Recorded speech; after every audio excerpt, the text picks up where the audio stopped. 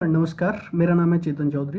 पिछली वीडियोस पे आपके आए कमेंट्स को देखते हुए मैं ये वीडियो बना रहा हूँ और मुझे लगता है कि इस वक्त आप लोग बहुत ज़ोर शोर से प्रिपरेशन कर रहे हैं, दोनों ही पीआरटी और टीजीटी के एस्पिरेंट्स। तो मुझे लगता है कि इसी प्रिपरेशन के अंतराल के दौरान एक बहुत बड़ी चीज़ जो आमतौर पर हम मिस कर देते हैं वो है रियल टाइम एग्ज़ाम सिचुएशन को एनालिसिस करना। जब हम रियल टाइम एग्ज़ाम सिचुएशंस में होंगे तो उस वक्त जो हम अब पढ़ रहे हैं वो रिकॉल कर पाएंगे या नहीं कर पाएंगे। तो उसके लिए बहुत ज़रूरी होता है कि आपको एग्ज़ाम में कैसा पैटर्न रहने वाला है और किस प्रकार की सिचुएशन रहने वाली है एग्ज़ाम हॉल के अंदर, उसको आपको एक तरीके से अंतर्निहित कर लेना चाहिए। तो इसी को देखते हुए मैं ये वीडियो बनाने जा रहा हूँ और केवीएस एनवीएस टायर 1 के डूज़ एंड डोंट्स पे ये टॉपिक रहने वाला है कि आपको क्या करना चाहिए और क्या नहीं करना चाहिए। सब्जेक्ट वाइज स्ट्रेटजी हम रखेंगे। आपके सब्जेक्ट आप जानते हैं कि 6 सब्जेक्ट हैं: reasoning, maths, computer, GS, English और हिंदी। रीजनिंग आपकी जो है 20 क्वेश्चंस की है, math 20 question, computer 20 question, GS 20 question, English 10 question और लोकल लैंग्वेज जो होगी आपकी वो 10 क्वेश्चन। तो ऐसे करके ये पैटर्न रहने वाला है आपका और समय रहने वाला है 120 मिनट। नेगेटिव मार्किंग है, इसमें बहुत बड़ा रोल अदा करती है नेगेटिव मार्किंग किसी भी एग्ज़ाम में। 1/3 का जो है नेगेटिव मार्किंग रखी गई है। और लास्ट मिनट एग्ज़ाम स्ट्रेस जो होता है एग्ज़ाम हॉल में कि ये छूट गया, ये रह गया, उससे कैसे उभरें, खासकर स्पेशल एजुकेशन से रिलेटेड जो बच्चे हैं उनके लिए ये बहुत काम की चीज़ होने वाली है। ठीक है, तो देखिए शुरुआत आपकी रीजनिंग से होगी, फिर मैथ्स आएगा, फिर कंप्यूटर, जीएस, इंग्लिश, हिंदी। तो ये सब्जेक्ट्स को आप ध्यान से, या तो आपने कोई मॉक टेस्ट किए होंगे तब आपको पता होगा कि एक स्ट्रेटजी इसमें काम करती है कि जो आपको इजी लग रहा है उस समय पे, ठीक है, उसको आप करिए, और जो आपको लग रहा है कि ये थोड़ा लेंदी हो सकता है उसको आप स्किप कर दीजिए। ठीक है, जैसे रीजनिंग में काफ़ी सारे क्वेश्चन ऐसे होते हैं जो आप देखते ही समझ जाते हैं कि इसका आंसर ये होगा। ठीक है, लेकिन कुछ क्वेश्चन ऐसे होते हैं जो सिर्फ टाइम को कटवाने के लिए रखे जाते हैं। वो इसमें फंस जाता है कि किसी एक क्वेश्चन में सारा टाइम दे दिया और फिर बाकी देखता है कि बाकी सब्जेक्ट भी रह गए। तो कई एग्जाम्स मैंने भी दिए हैं, जैसे कि DSSB के 2022 में मैं ईडूजर सेलेक्टेड हूँ। तो उसमें सब्जेक्ट और टाइम लगभग सेम ही थे। जो आप टायर 1 में देख रहे हैं उसमें केवल जो स्पेशल एजुकेशन वाला पार्ट था, पार्ट बी में, वो अलग था। तो उसमें भी मैंने ये देखा कि काफ़ी सारे एस्पिरेंट्स जो मेरे साथ वाले थे उन्होंने एक भूल कर दी कि मैथ्स को एक टफ सब्जेक्ट समझ के उन्होंने सोचा कि मैथ्स के लिए बाद में देखेंगे, पहले जो जो आ रहे हैं उनको कर लेते हैं। तो ये स्ट्रेटजी काम कर जाती है कई बार, लेकिन उनके साथ हुआ क्या कि मैथ्स के लिए टाइम ही नहीं बचा, तो उन्होंने क्या कर दिया, टिक कर दिए।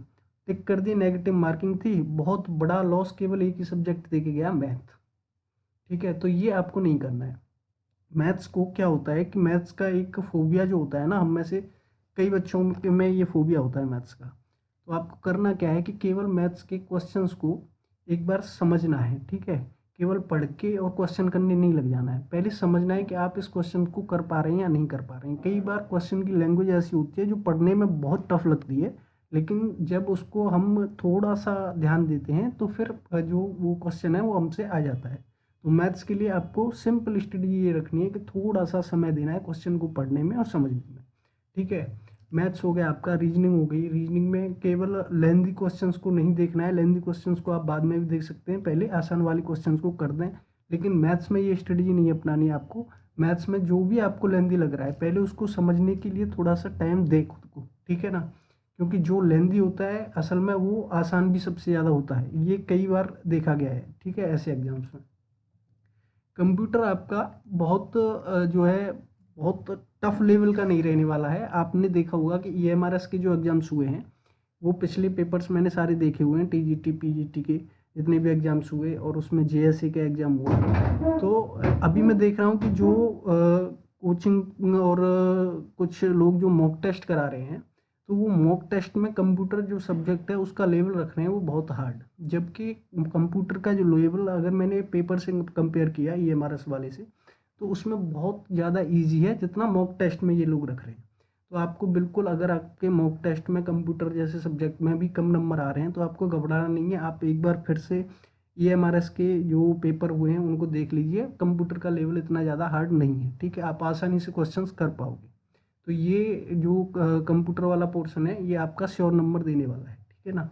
दूसरा, अगर आपका रीजनिंग मैथ्स स्ट्रॉन्ग है, ठीक है, रीजनिंग और मैथ्स स्ट्रॉन्ग है, तो आपका चांस बहुत ज़्यादा बन जाता है, क्योंकि रीजनिंग और मैथ्स ऐसे सब्जेक्ट्स हैं जहाँ पे कोई भी एस्पिरेंट होता है वो पक्के मार्क्स लेके आता है, ठीक है ना। जैसे GS हो गया, GS में कई बार आपने 4 ऑप्शंस देखे क्वेश्चंस के और 4 ऑप्शंस में से 2 आपको आ रहे हैं, 2 नहीं आ रहे हैं। तो जो एस्पिरेंट होते हैं वो क्या करते हैं कि 2 पे खेल खेलते हैं कि चलो एक तुक्का लगा देते हैं, ठीक है। लेकिन मैथ्स और रीजनिंग में ऐसा नहीं होता है। इसमें एक जो फिक्स्ड आंसर जो आप सॉल्व करने के बाद निकालते हैं वो ही रहता है। तो इस पे आप बिल्कुल श्योर रहते हैं कि ये हमारा फिक्स नंबर देके जाएंगे ये सब्जेक्ट, ठीक है ना। जिनका मजबूत नहीं है वो केवल यही स्ट्रेटजी अपना सकते हैं जो मैंने बताई है। पहले आसान वाले क्वेश्चंस को कर लें रीजनिंग में, और मैथ्स में वही क्वेश्चन करें जो आपको आ रहे हैं। और अगर कोई क्वेश्चन की लैंग्वेज आपको टफ लग रही है, ठीक है, और लैंग्वेज से डर के आपने वो छोड़ दिया है, तो ऐसा ना करें। लैंग्वेज से डर के क्वेश्चन नहीं छोड़ना है, लैंग्वेज को पढ़ के समझना है। फिर समझने के बाद अगर आपको लग रहा है कि ये नहीं हो पाएगा तो उसको स्किप कर दें, ठीक है। GS इंग्लिश हिंदी, GS में आपने काफ़ी दिन से रिवाइज कर ही रहे होंगे। GS में संविधान वाला पार्ट काफ़ी मैंने देखा है KVS के एग्जाम्स में बहुत ज़्यादा आता है। तो एक बार और आप देख लें, जो कॉन्स्टिट्यूशन वाला पार्ट है उसको अच्छे से रिवाइज कर लें, ठीक है। इंग्लिश और हिंदी, इस पे अगर आप बहुत ज़्यादा मेहनत कर रहे हैं तो आप देखिए अपना स्तर कि कैसा है इन दोनों सब्जेक्ट्स में। इंग्लिश में अगर आपका स्तर बहुत अच्छा है और ये मार्क्स के देके जानी है तो आपको बहुत ज़्यादा मेहनत करने की इंग्लिश में ज़रूरत नहीं है। सेम हिंदी में, हिंदी में अगर आपकी बहुत अच्छी हिंदी है लेकिन फिर भी आप इसमें ही मेहनत करते जा रहे हैं और बाकी इन सब्जेक्ट्स को छोड़ रहे हैं, रीजनिंग मैथ्स और कंप्यूटर को, तो फिर मुझे लगता है कि अगर आपका स्कोर पहले से ही अच्छा आ रहा है तो आपको ज़्यादा मेहनत करने की ज़रूरत नहीं है हिंदी में। और आप EMRS के जो एग्ज़ाम हुए हैं उनका पैटर्न देख के समझ सकते हैं कि क्या लेवल है एग्जाम्स का, ठीक है। मैं फिर कह रहा हूँ, आप मॉक टेस्ट जो कोचिंग वाले करा रहे हैं उनके सहारे मत रहिए बहुत ज़्यादा, ठीक है ना। वो आपका लो स्कोर आ रहा है तो आपका कॉन्फिडेंस भी लूज हो रहा है। काफ़ी सारे मॉक टेस्ट में आपका लो स्कोर आ रहा है, ठीक है, ये बात मुझे पता है। लेकिन अगर आप देखें तो मॉक टेस्ट वो जो बना रहे हैं पता नहीं कैसे ही बना रहे हैं कि आपका जो कॉन्फिडेंस है जिस इस समय हाई होना चाहिए वो लो होता जा रहा है। तो आप बिल्कुल घबराएं नहीं। जो EMRS के एग्जाम अभी हुए हैं, ठीक है, और पैटर्न बिल्कुल सेम रहने वाला है, बहुत ज़्यादा अलग नहीं है। देखिए पैटर्न भी अलग नहीं है क्योंकि 3 टायर एग्जाम EMRS भी करा रहा है और KVS NBS भी करा रहे हैं। बोर्ड एक ही है, CBSE सारे पेपर करा रहा है। तो फिर आपको डरने की ज़रूरत नहीं है क्योंकि आपने पहले ही एक पैटर्न देख चुके हैं कि EMRS का जो पेपर हो रहा है वो कैसे हो रहा है, ठीक है। नेगेटिव मार्किंग से आपको बहुत ज़्यादा डरना नहीं है। कई बार ऐसा होता है कि लास्ट मिनट में आप घबरा के टिक करने लग जाते हैं कि अब कुछ नहीं हो रहा है तो कुछ तो करके जाएं, तो ऐसा भी नहीं करना है, ठीक है। नेगेटिव मार्किंग असर डालती है, लेकिन ये भी एक चीज़ है कि आपको मान लीजिए 4 ऑप्शन है, ठीक है, GS जैसे सब्जेक्ट में 4 ऑप्शन है और आपको 2 एलिमिनेट करना, ठीक है। एलिमिनेट करने वाला एक ऐसा ट्रिक है जो नेगेटिव मार्किंग में बहुत ज़्यादा हेल्प करती है। कि एक तो हो गया कि आपको क्वेश्चन नहीं आ रहा है और आपने छोड़ दिया, ठीक है। एक हो गया कि आपको क्वेश्चन लगभग लगभग आ रहा है जिसमें जो ऑप्शन है वो आपने एलिमिनेट कर दिए कि ये इसका आंसर नहीं हो सकते, 2 बची हैं आपके पास। तो यहाँ पर आप अगर इन 2 को भी छोड़ के चले जाएंगे तो आपके 3 नंबर कट जाएंगे। आप जानते हैं कि पेपर पूरा जो है 300 नंबर का है, ठीक है। तो ये आपको नहीं करना है, ये आपको ध्यान रखना है। तो आप ऐसा ना करें। अगर आपको ये लग रहा है कि 2 क्वेश्चंस में से एक सही है और एक पर आप थोड़ा थोड़ा श्योर हो रहे हैं तो उसको टिक कर दें। तो मुझे लगता है कि ये ट्रिक भी बहुत ज़्यादा काम आती है नेगेटिव मार्किंग में, ठीक है। लास्ट मिनट एग्जाम स्ट्रेस जो है आपको नहीं लेना है बहुत ज़्यादा। जो है मैंने एग्जाम्स में देखा है, मैंने पिछले काफ़ी सारे एग्जाम्स में देखा है कि नेगेटिव मार्किंग में लास्ट मिनट स्ट्रेस हो जाता है और आपको पेपर चेक करने तक का टाइम नहीं मिलता क्योंकि आप इसी में उलझे रहते हैं कि पेपर हमने बहुत कम ही सॉल्व किया है। लेकिन ऐसा नहीं है। इसकी खासकर स्पेशल एजुकेशन में अगर मैं बताऊं, स्पेशल एजुकेशन में जो मेरिट है वो बहुत ज़्यादा नहीं रहने वाली है। आप बिल्कुल भी टेंशन में ना रहें। अगर आपका स्कोर 40% आता है, ठीक है, TGT में, तो टीजीटी में अगर आपका 40% स्कोर आ रहा है टीजीटी स्पेशल एजुकेशन में, तो आप बिल्कुल सेफ जोन में हैं, ठीक है। क्योंकि मैंने पहले भी बताया है कि आपकी 493 वैकेंसी केवीएस में है, ठीक है, और 495 वैकेंसी एनवीएस में है, और टोटल कैंडिडेट्स आपके 5915 हैं।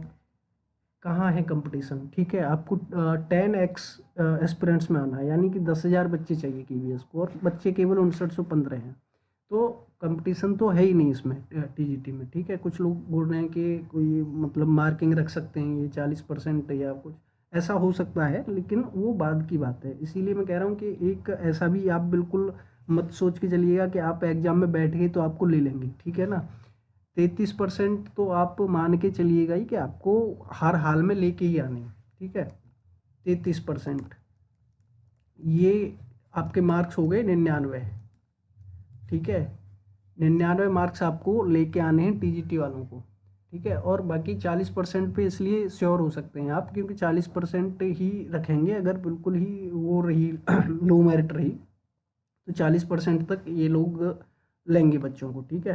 नहीं तो 33% तक भी ले सकते हैं, लेकिन 33% से नीचे जाना बहुत मुश्किल है, ठीक है। तो आपको 33% तक तो लेके ही आना है। बाकी 40% जो है आप कोशिश करिए कि ला सकें। इससे अच्छा अगर आप स्कोर करते हैं तो आप बहुत अच्छी पोजीशन में, ठीक है। टीजीटी वाले, टीजीटी स्पेशल एजुकेशन वाले, पीआरटी वालों का थोड़ा सा कंपटीशन ज़्यादा है। तो पीआरटी वालों को मान लीजिए आपकी एक सीट पे अभी आपको, क्योंकि आपकी सीट है 494, तो यानी आपके 4940 इतने बच्चे लेने हैं जो है केवीएस को, ठीक है।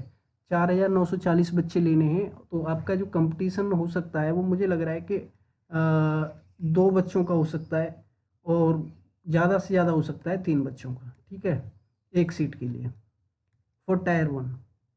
तो आपको भी बहुत ज़्यादा मतलब घबराने की ज़रूरत नहीं है। ये कंपटीशन कोई कंपटीशन नहीं होता, ठीक है ना। हमने इतने सारे एग्ज़ाम्स दिए हैं, डीसी एसएसबी से लेके रीट से लेके सारे एग्ज़ाम्स जो है बैठे हुए हैं। और मैं खुद अपने बारे में बताऊं तो मैंने डीएड की हुई है, बीएड की हुई है, एमएड की हुई है, स्पेशल एजुकेशन में एमएड कर रहा हूँ, ठीक है। 2 साल केवीएस में contractual teacher as a special educator पढ़ा चुका हूँ, ठीक है। अनअकैडमी में एक मतलब एज ए टीचर मैं शॉर्ट लिस्टेड हो चुका हूँ। तो ये सारी चीज़ें लेके मैं जब आपको बता रहा हूँ कि बहुत ज़्यादा आपको स्ट्रेस लेने की ज़रूरत नहीं है इन एग्ज़ाम हॉल। अगर आप एग्ज़ाम हॉल में बहुत ज़्यादा स्ट्रेस लोगे तो आपका नुकसान ही नुकसान हो जाएगा, नेगेटिव मार्किंग बहुत ज़्यादा असर डालेगी, ठीक है। तो पीआरटी वालों को जो है सेफ स्कोर तो मैं क्या ही बताऊँ इसमें, क्योंकि अभी वो तो एग्ज़ाम का लेवल और एग्ज़ाम का जो डिफ़िकल्टी लेवल है वो देख के ही पता चलेगा कि इसमें सेफ स्कोर कितना रहेगा। ये वीडियो तो खैर दूसरे दिन ही बना दी जाएगी, ठीक है। एग्ज़ाम के दूसरे तीसरे दिन बना दी जाएगी इसमें सेफ स्कोर कितना रहने वाला है, ठीक है। और तीसरी चीज़ कोशिश की है, क्योंकि बहुत ज़्यादा बच्चों का लग रहा है कि जो है टायर 1 से स्पेशल एजुकेशन में लगभग बहुत टीजीटी में तो सबका हो ही जाना है। पीआरटी में थोड़ा सा कंपटीशन है, लेकिन पीआरटी से में से भी बच्चे करके जाएंगे तो टायर 1 से निकल आएंगे आसानी से। बात आती है टायर 2 की। टायर 2 में आपका जो है 70 क्वेश्चन होने वाले हैं, जिसमें 60 ऑब्जेक्टिव होने वाले हैं और 10 आपके डेस्क्रिप्टिव होने वाले हैं, ठीक है। तो ये पैटर्न बिल्कुल नया है, ठीक है। इस पैटर्न में अभी तक एग्जाम नहीं हुए हैं, कोई भी टीचिंग एग्जाम इस पैटर्न में नहीं हुआ है, जहाँ पे आपको रिटन जो आंसर्स हैं वो सबमिट करने हों, ठीक है। तो यहाँ आपको रिटन आंसर्स सबमिट करने होंगे। तो इसके लिए जो टेलीग्राम चैनल है आप हमारा, मैं डिस्क्रिप्शन में जो है लिंक छोड़ दूंगा टेलीग्राम की, तो वो आप ज्वाइन कर सकते हैं। यहाँ पे हम टायर 1 के बाद 1-2 दिन के बाद ही यहाँ पे मॉक टेस्ट की शुरुआत करने वाले हैं, जिसमें मॉक टेस्ट में आपके ऑब्जेक्टिव का टाइप क्वेश्चंस भी होंगे। और जैसे जैसे सब्सक्राइबर्स और उसमें जुड़ते जाएंगे तो हम शुरू करेंगे कि इसमें आपका पेपर चेकिंग के लिए विशेषकर स्पेशलिस्ट की मदद से जो है, और पेपर चेकिंग का भी आपका देखा जाए तो 10 जो क्वेश्चन आप सबमिट करेंगे उनको चेक भी कर दिया जाएगा, जिससे आपको अपना स्तर पता चल सकेगा, रियल टाइम सिचुएशन का पता चल सकेगा कि रियल टाइम सिचुएशन में आपको कैसे पार करना है एग्जाम को, ठीक है। क्योंकि नया पैटर्न है, इसमें बहुत ज़्यादा ज़रूरत है आपको रियल टाइम सिचुएशन को इमेजिन करने की, रियल टाइम सिचुएशन को एनालिसिस करने की। तो इसके लिए ये टेलीग्राम चैनल का लिंक मैं आपको जो है डिस्क्रिप्शन में दे दूँगा, आप उसे ज्वाइन कर लीजिएगा, ठीक है। तो यही था आज की वीडियो में। आपके बहुत सारे क्वेश्चंस आ रहे थे तो मैंने उसको सॉल्व करने की कोशिश की है। थैंक यू, धन्यवाद।